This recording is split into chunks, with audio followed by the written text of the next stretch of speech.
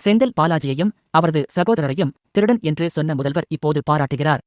திமுகவுக்கு எடுபிடியாகிவிட்டது காங்கிரஸ் கட்சி என்று அண்ணாமலை விமர்சனம் செய்துள்ளார்.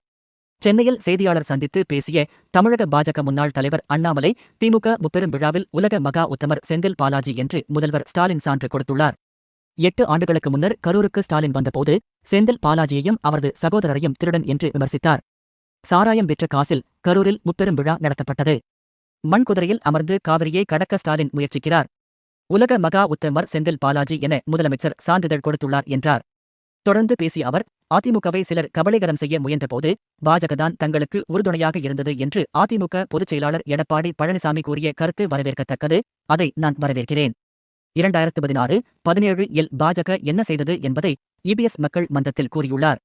தமிழகத்தில் நன்மை செய்ய வேண்டும் என்பதற்காகவே பாஜக இருக்கிறது என்பது எடப்பாடி பழனிசாமியின் கூற்று மூலம் நிரூபணமாகியுள்ளது.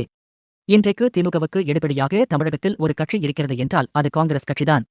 அந்த காங்கிரஸ் கட்சியின் பெயரை தமிழக எடுபிடி கட்சி என்று மாற்றிவிடலாம் என்று பாஜக மீதான செல்வப் பெருந்தகை விமர்சனத்திற்கு அண்ணாமலை பதில் அளித்துள்ளார்.